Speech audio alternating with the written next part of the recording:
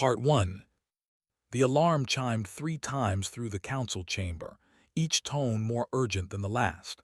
Ambassador in sensory stalks twitched with annoyance. In his 400 years of service to the Galactic Council, the emergency alarm had sounded exactly twice.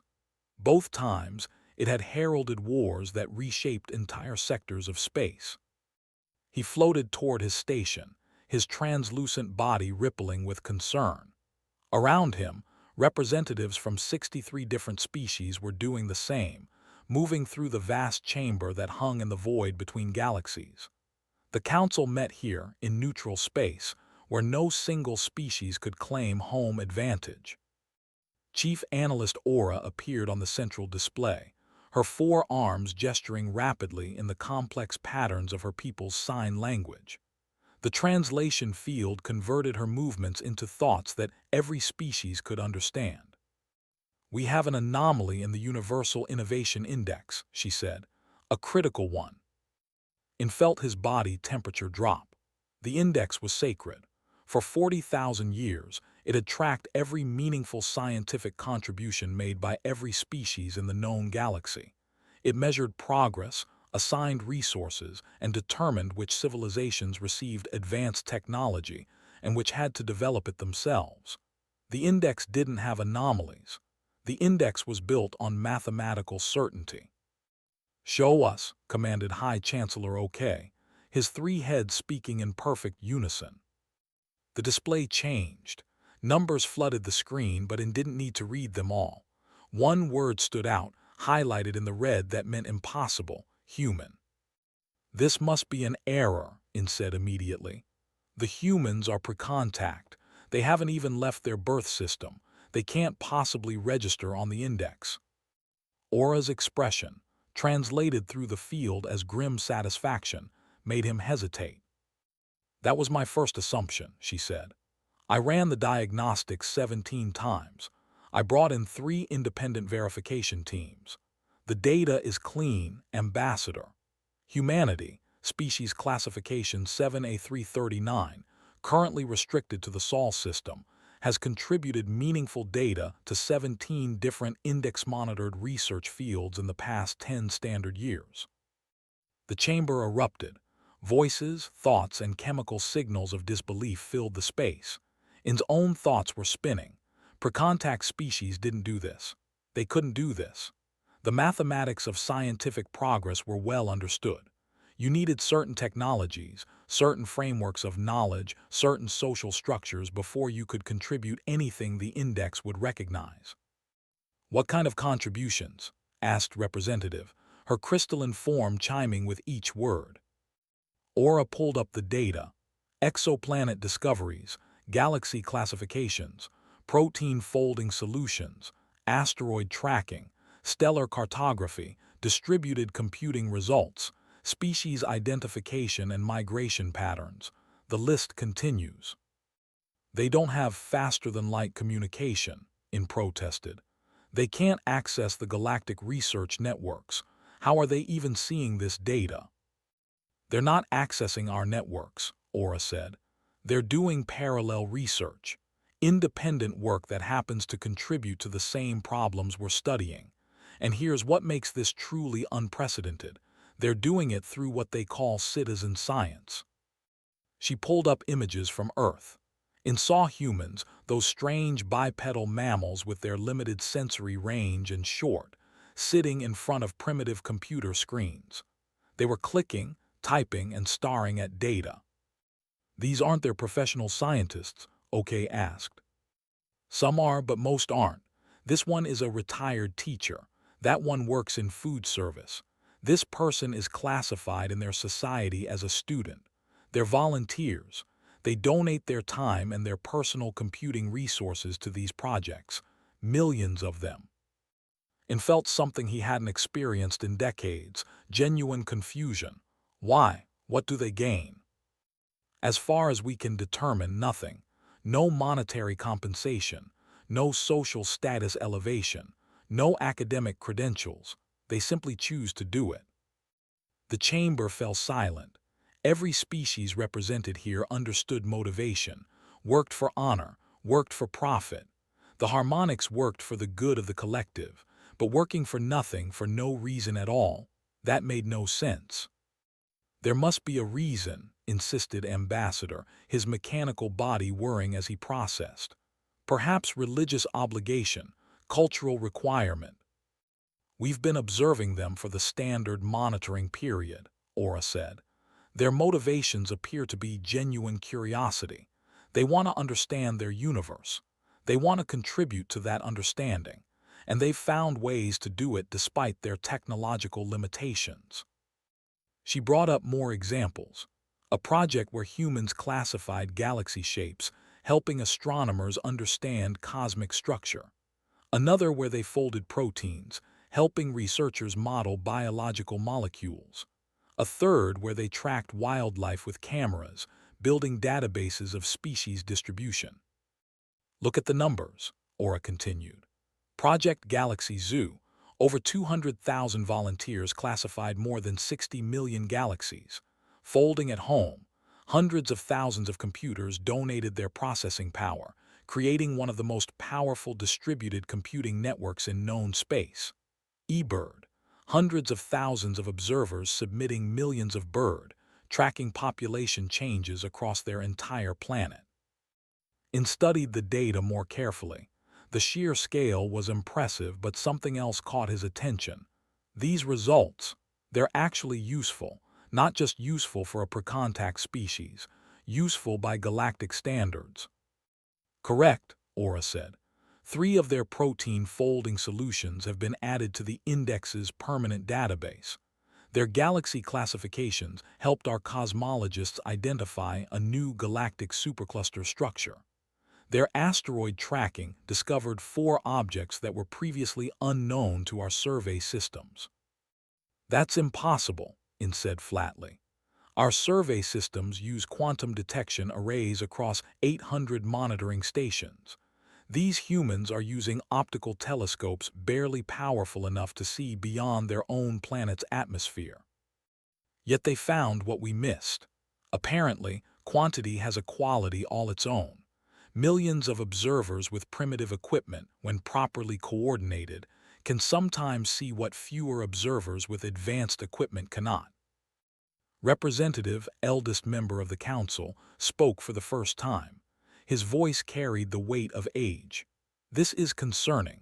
If a per-contact species can contribute at this level, it suggests our models of technological development are flawed.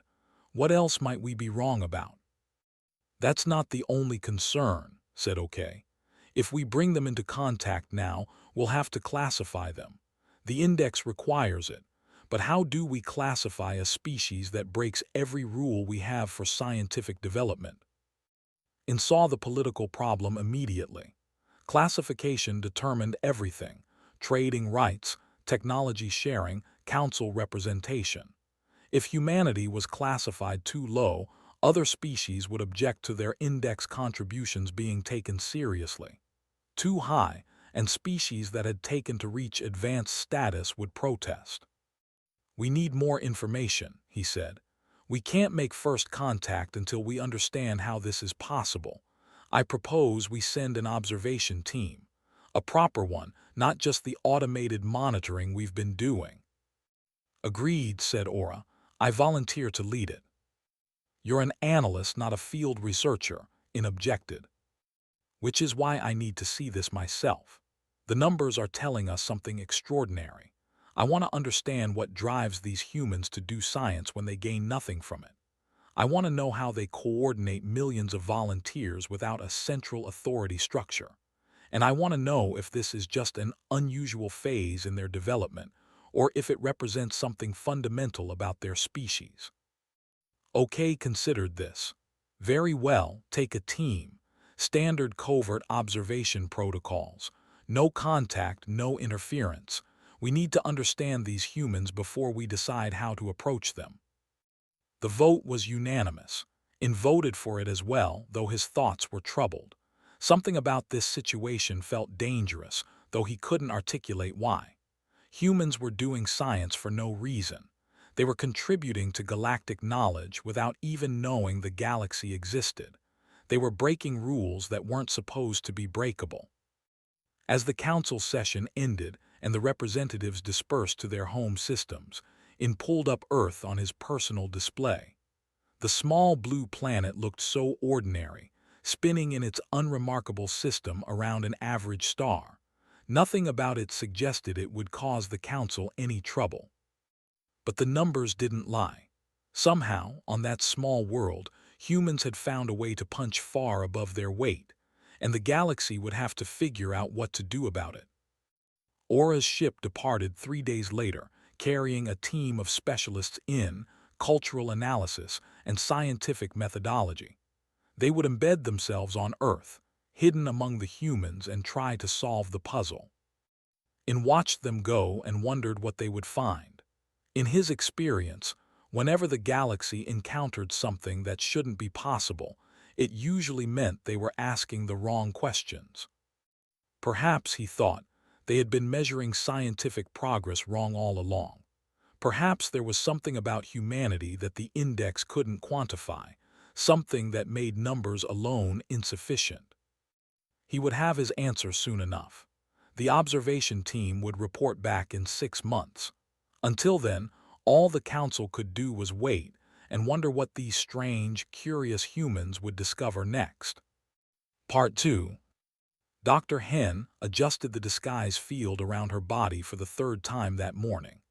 The holographic projection made her look human, but getting the subtle details right was harder than she'd expected.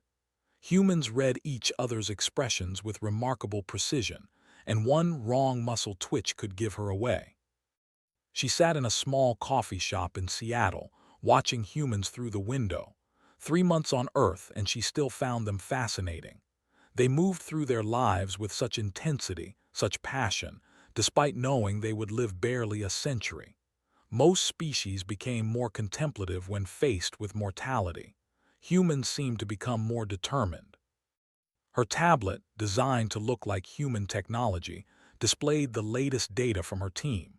They'd embedded themselves in 12 different citizen science communities across 6 continents. What they were learning was changing everything Hen thought she knew about scientific progress.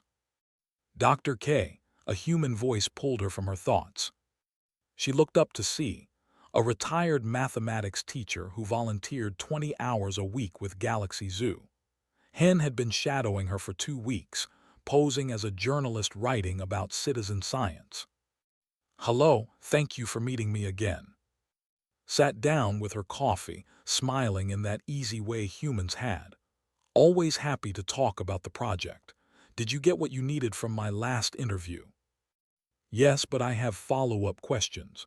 You've classified over 50,000 galaxies. That must take considerable time." "Oh, it does. But it's fun, you know.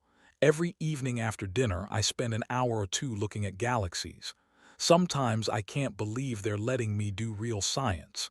Me, just a regular person." This was the thing Hen couldn't understand.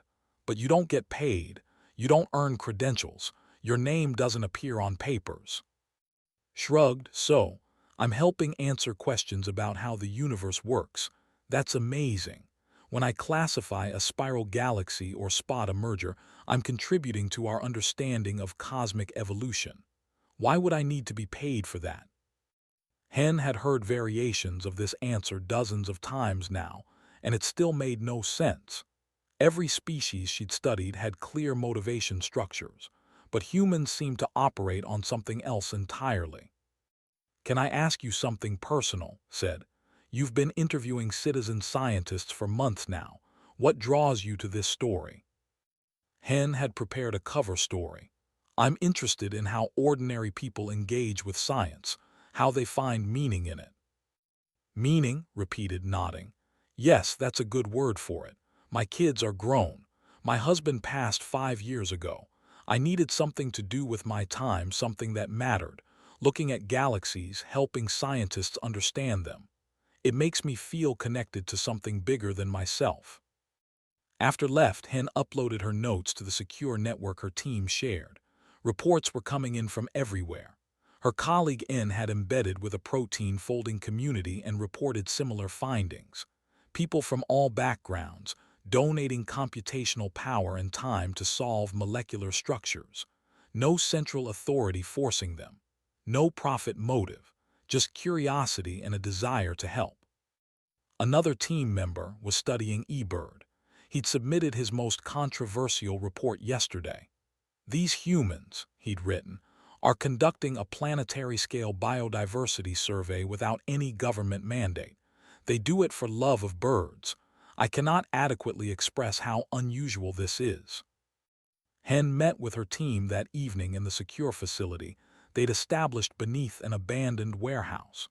The 6 researchers gathered around a holographic display showing Earth spinning slowly. "We need to update our models," N said immediately. "Everything we thought we knew about large-scale scientific collaboration is wrong." "Explain," Hen said. N pulled up a chart. Galactic standard for major scientific projects, hierarchical structure, clear funding sources, institutional oversight, and incentive systems tied to career advancement or social status. The humans don't use any of that for citizen science. "They have some structure," objected in their cultural analyst. "Minimal structure," in corrected.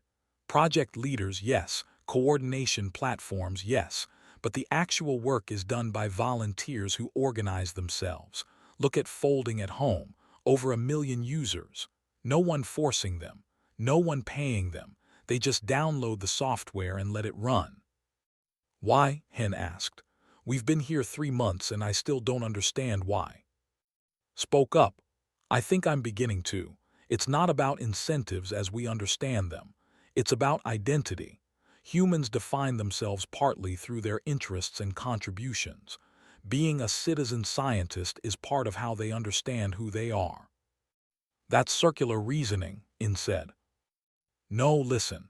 I've been talking to eBird participants. They're not just tracking birds. They're bird watchers, capital B, capital W. It's a community, a culture, an identity. Contributing there to science isn't separate from their hobby. It's an extension of it. They love birds, so of course they want to help study birds. The science is inseparable from the passion." Hen considered this. In galactic society, science was professionalized. It was a career, a calling for specialists. The average citizen consumed scientific results but didn't participate in their creation. That was simply how things worked. "The humans haven't separated professional and amateur science the way we have," she said slowly. "They still have this idea that anyone can contribute." "More than that," N said. "They believe anyone should contribute. Look at their educational materials. From childhood, they're taught that science is for everyone, that asking questions and seeking answers is a human right, not a specialized skill." In pulled up video footage. "Watch this, it's from a project called." The video showed a human woman explaining how to classify penguins in photographs. Her enthusiasm was infectious, her language accessible. She wasn't dumbing things down. She was inviting people in. "They're democratizing science," In said. "They're taking complex research and breaking it into pieces that anyone can do. And they're doing it not because they have to, but because they believe science belongs to everyone." Hen felt something shift in her understanding. "The Galactic Council has been looking at this wrong. We've been asking how pre-contact humans can contribute to our science, but that's not what's happening. They're not contributing to our science. They're doing their science and it happens to overlap with ours." "What's the difference?" asked. "Ownership, purpose, direction. We do science because institutions direct it, because funding supports it, because careers require it. They do science because they want to, because they're curious, because they think it matters." N's expression showed concern. "That's dangerous thinking, Doctor. If we report that human scientific culture might be superior to galactic norms." "I'm not saying superior, I'm saying different. And maybe we've lost something they still have." The team fell silent. Finally, In spoke. "The Council isn't going to like this analysis." "The Council asked for truth, not comfort," Hen replied. "Keep gathering data. I want to understand this more deeply before we file our final report. Over the next 3 months, Hen expanded the investigation. She attended talks, joined online forums, interviewed project leaders and participants. She watched as humans solved problems in ways that galactic science would never attempt. She saw a teenager in Mumbai discovering a new type of aurora by analyzing satellite data, a truck driver in Texas who spent his rest stops identifying wildlife in camera trap images, contributing to biodiversity studies, a group of retirees in Japan who had become expert galaxy classifiers, their pattern recognition skills honed by decades of life experience. None of them fit the galactic model of what a scientist should be. All of them were doing science anyway. The breakthrough came when Hen attended a citizen science conference in London.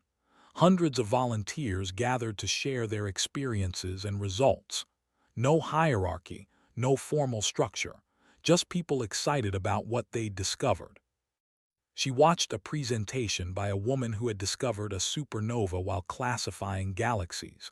The woman wasn't a trained astronomer. She was a graphic designer who spent her evenings looking at space. When she spotted something unusual, she reported it, and professional astronomers confirmed it was real. Now there was a supernova with her name on it. But what struck Hen wasn't the discovery itself. It was the woman's reaction. She wasn't boastful or seeking glory.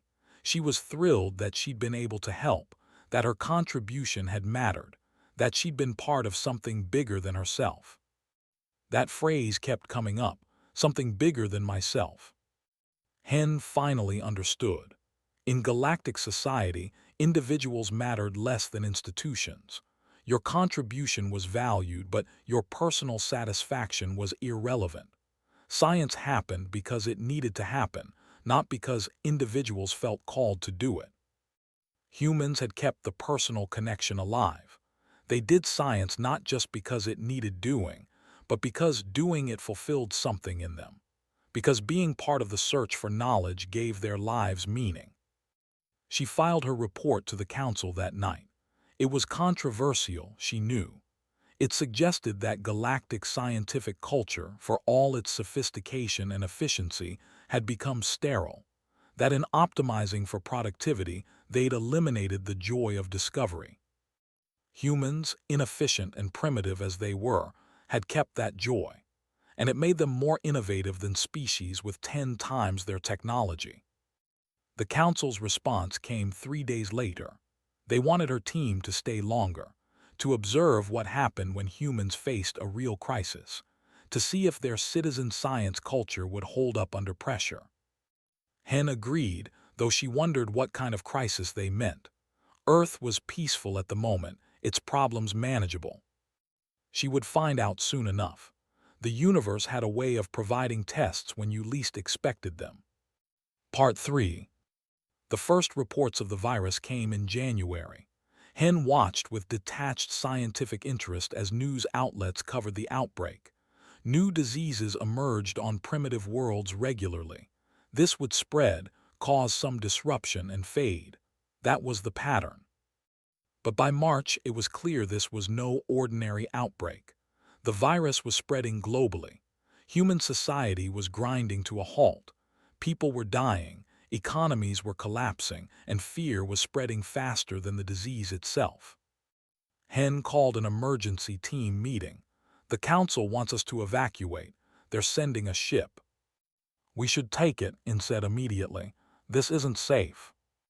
We're not at risk, Hen pointed out. Our biology is completely incompatible with human pathogens, and our disguise fields create a physical barrier anyway. I'm more concerned about the social collapse, Hen argued. If human civilization starts breaking down, we could be exposed, found out. Hen watched the news feeds displaying on her screens. Humans wearing masks, standing apart from each other, stockpiling supplies. It looked like the beginning of the end. Give it 1 more week, she said. Let's see how they respond. What happened over the next months changed everything Hen thought she understood about humanity. The citizen science networks didn't collapse. They exploded. Folding at home, the protein folding project, became one of the most powerful supercomputers in human history, as millions of people donated their computer time to help model the virus and search for treatments. The network's power increased by a factor of 60 in a matter of weeks. Amateur epidemiologists started tracking the virus's spread, creating dashboards and models that helped communities understand their local risk. They weren't qualified epidemiologists. Many weren't scientists at all. But they had data skills and they had time and they wanted to help. Citizen scientists started mask-making projects, sharing designs and coordinating distribution. They volunteered for contact tracing. They compiled resources for their communities. They turned their various skills and interests toward a common goal: survival. Hen watched in amazement as a species she'd considered chaotic and disorganized revealed an entirely different side of itself. Yes, there was panic. Yes, there was denial and confusion. But underneath it all was something remarkable: an immediate, instinctive mobilization of ordinary people trying to solve an extraordinary problem. She attended virtual meetings of citizen science groups. The conversation had shifted entirely. "We've repurposed our galaxy classification interface for medical imaging analysis," one project leader explained. "Turns out the same pattern recognition skills work for identifying pneumonia in chest X-rays. We've got 10,000 volunteers helping process images. Our distributed computing network is now focused entirely on molecular modeling," said another. "Every spare processor cycle is going toward understanding this virus." A third spoke up. "We're collecting data on transmission patterns. Thousands of volunteers logging their contacts, their movements, their symptoms. It's helping epidemiologists model the spread." Hen compiled report after report for the council. The humans weren't just continuing their citizen science during the crisis.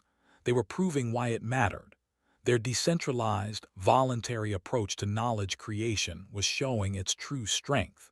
When central institutions were overwhelmed, when governments struggled to respond, millions of ordinary humans filled the gap. She interviewed a man named David who'd been a hobbyist programmer. He'd created a tracking website that millions of people now used to monitor the virus's spread. He worked 20-hour days, took no payment, and seemed to run on coffee and determination alone. "Why are you doing this?" Hen asked. "Because I can," David said simply. "I have skills that can help. People need information, so I'm providing it. But at such personal cost. What else would I do? Sit at home and do nothing? People are dying. If my code can help even one person make a better decision about their safety, it's worth it." That same sentiment echoed across every citizen science community Hen studied. What else would we do? The question contained within it an entire philosophy, a fundamental assumption about human responsibility and capability. In galactic society, crises were handled by designated authorities. Citizens waited for instructions, followed protocols, and trusted the system. The idea of millions of uncoordinated individuals trying to help would be seen as chaos, as dangerous interference with professional response efforts. But for humans, it was natural. Of course you helped if you could. Of course you contributed your skills and time. Of course you tried to solve problems even if solving them wasn't your job.